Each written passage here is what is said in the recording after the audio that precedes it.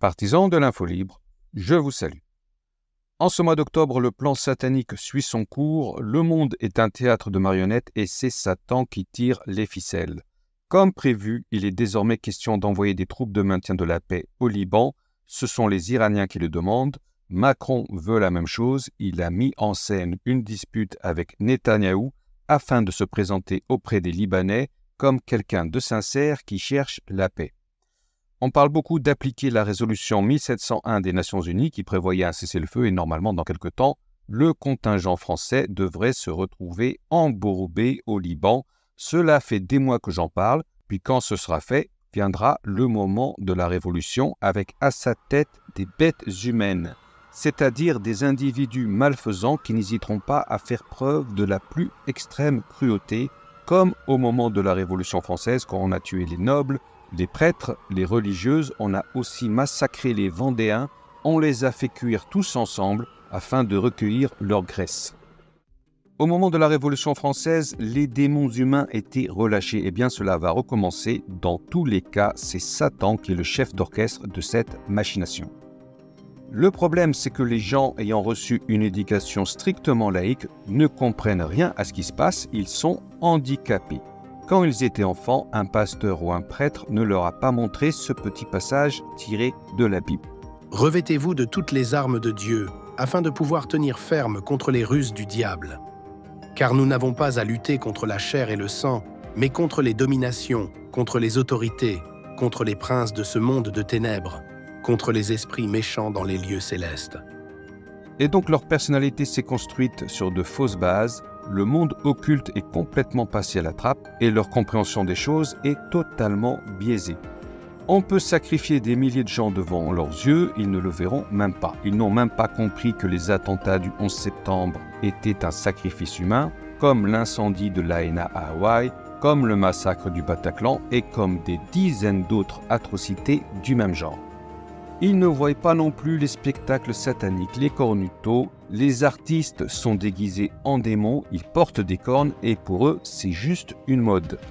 Et donc, après plus d'un siècle d'éducation laïque, Satan est libre de faire ce qu'il veut, son plan peut s'accomplir.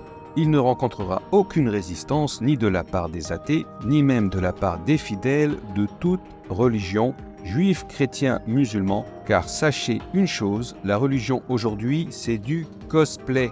On se déguise, on joue aux pieux pratiquants, mais c'est juste du cinéma, c'est un rite identitaire que l'on s'impose à soi-même pour faire genre.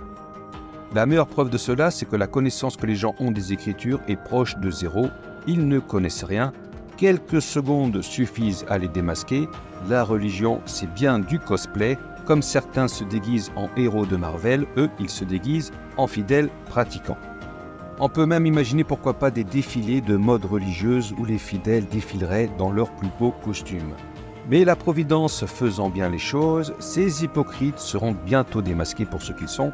Je vous annonce le début de grandes persécutions à l'égard des prétendus chrétiens. Pour les autres, les soi-disant juifs et musulmans, leur tour viendra plus tard. Les chrétiens passeront en premier. Alors je vais vite fait vous expliquer pourquoi. La religion chrétienne, sachez-le, est manipulée depuis ses débuts vers l'an 300, quand on a commencé à introduire des hérésies telles que le dogme trinitaire, puis ensuite est venue carrément l'autorisation de l'idolâtrie. S'il n'y avait pas eu ces hérésies, jamais Satan, qui est le prince de ce monde, n'aurait accepté l'Église. Elle aurait été aussitôt détruite. En 1963, après quelques siècles d'infiltration minutieuse, Satan gouverne carrément le Vatican. Les papes sont ouvertement satanistes, tout le monde le sait, et tout le monde fait semblant de ne pas le voir. Les fidèles ne sont qu'un troupeau que l'on peut manipuler comme on veut. Il n'y a pas besoin de les persécuter, mais le ciel a tout prévu. En effet, dans le livre de l'Apocalypse, au chapitre 13, se trouvent deux versets très importants qui annoncent la marque de la bête. Et elle fit que tous, petits et grands, riches et pauvres, libres et esclaves, reçoivent une marque sur leur main droite ou sur leur front, et que personne ne put acheter ni vendre sans avoir la marque, le nom de la bête ou le nombre de son nom. C'est à cause de ces deux versets que les chrétiens d'aujourd'hui vont être persécutés. Le plan satanique l'exige. Il y a 2000 ans, on annonce une marque sur la main synonyme de damnation éternelle et au XXIe siècle, il est question d'un implant sous-cutané pour faire ses courses. On en parle même à Télématin, regardez la vidéo que j'ai postée en accès libre sur Patreon. Cette fois, je vous ai fait une compilation de plusieurs vidéos qui racontent dans le détail le plan de l'Antéchrist. Le chrétien d'aujourd'hui est un personnage bizarre qui croit ce qu'il a envie de croire. Les écrits des pères de l'Église, il s'en fout. Les Écritures, il s'en fout. Il croit ce qui lui plaît. Par exemple, il y en a qui croient qu'ils seront téléportés directement au ciel avant le début des tribulations. En 2000 ans, jamais l'Église n'a professé une telle hérésie, mais cela n'a aucune espèce d'importance. Aujourd'hui, le soi-disant chrétien croit également qu'un gentil grand monarque guidé par Dieu, accompagné par un gentil pape, va venir restaurer la religion et chasser tous les méchants en attendant le retour du Christ 10, 20 ou 30 ans plus tard. Cette croyance est le fruit des prédictions qui mélangent le faux avec le vrai. Celle de Marie-Julie Jaïni en fait partie.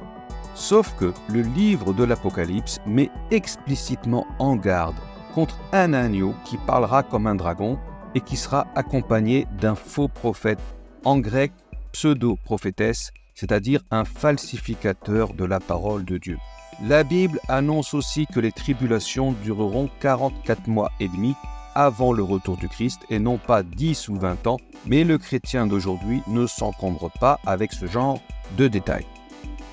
Très peu sont capables de faire la part des choses et la plupart se font mener par le bout du nez. C'est là que rentrent en jeu ces persécutions programmées par le ciel afin de séparer les vrais croyants des hypocrites. Alors sachez une chose, le chrétien s'imagine constamment être persécuté. Dès qu'un pasteur reçoit un caillou, que ce soit au Mali ou en Irak, ils sont en train de pleurer « Oh, pauvres de nous, les musulmans veulent nous massacrer ». Par contre, des dizaines d'églises et d'établissements chrétiens détruits avec leurs occupants à l'intérieur sous les décombres, à Gaza ou au Liban, ils n'en parleront pas. En Palestine, ils se font littéralement cracher dessus et ils sont contents. Il y a plus de chrétiens sionistes que de juifs sionistes. Rien qu'aux USA, ils sont 100 millions qui applaudissent des deux mains les massacres, les enfants démembrés et qui brûlent. Pour eux, c'est le signe du retour de Jésus et ils sont heureux. L'armée chrétienne des USA accompagne les troupes israéliennes, elles sont ensemble sur le terrain. Les présidents américains jurent sur la Bible et se présentent comme de fervents chrétiens. Dans ces conditions, qui sont les persécutés et qui sont les persécuteurs? Qui bombardent? Qui sèment la mort dans le monde entier? Les chrétiens, ou plutôt devrait-on dire les satanistes sous couverture. Aux USA, sachez-le, la plupart des grands évangélistes sont des sorciers satanistes. Regardez la tête de celui-là, c'est tout juste s'il ne va pas se transformer en serpent. Les pentecôtistes, eux, sont littéralement possédés par des démons. Ils rampent par terre comme des serpents, mais ils appellent ça recevoir l'Esprit Saint.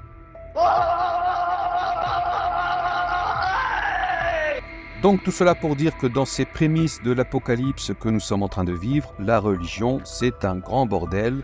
Heureusement, pour les fidèles, les persécutions arrivent et vont les guérir du mal qui les affecte et elles vont peut-être même les réveiller et qui sait, peut-être même qu'à la fin, nous pourrions assister à un sursaut salutaire. Alors voici la suite des événements déduites à partir de diverses prédictions.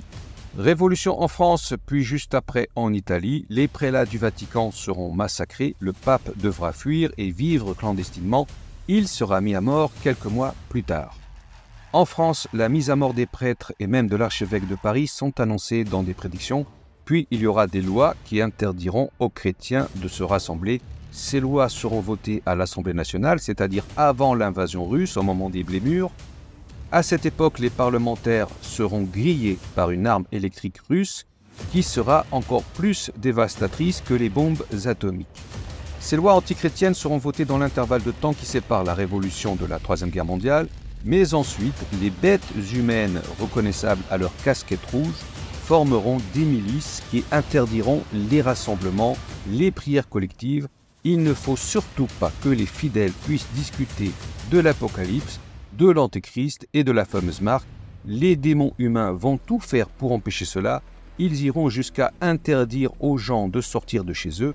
Les confinements qui ont eu lieu en Europe ont permis de mesurer la docilité de la population, mais c'est surtout l'expérience du confinement de Shanghai qui a permis de déterminer les limites humaines acceptables.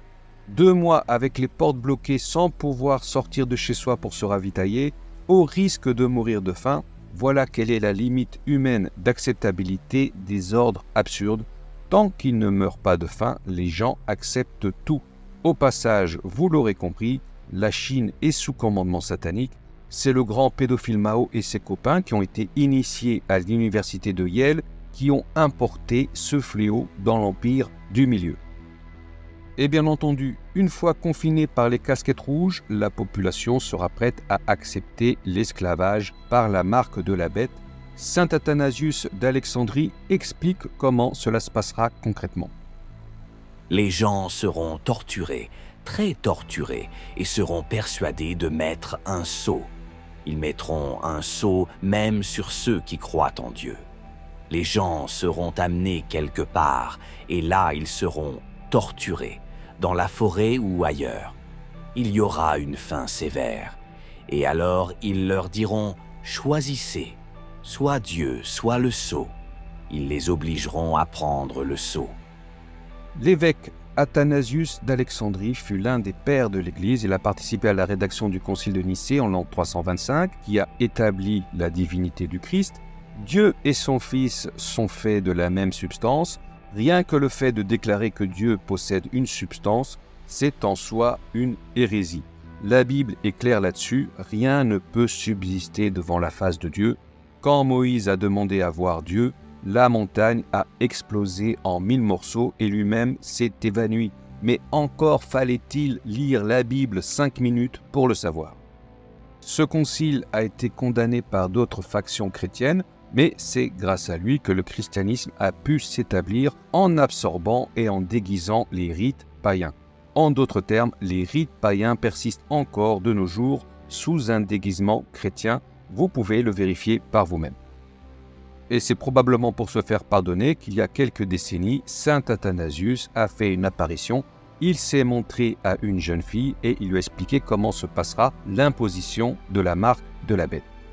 Donc voilà, vous êtes confiné, vous avez faim, vous n'avez pas d'argent et des hommes armés tapent à votre porte. Ils vous emmènent, vous, vos proches et vos enfants dans la forêt et ensuite, ils vous laissent le choix. Soit vous prenez la marque et tout le monde est content, soit vous serez mis à mort, vous, vos proches et vos enfants, sur le champ.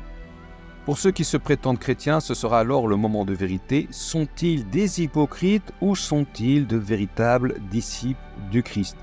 Et c'est pour cette raison que le livre de l'Apocalypse contient ces versets explicites avertissant de la venue d'un faux Messie qui voudra imposer une marque sur la main ou sur le front.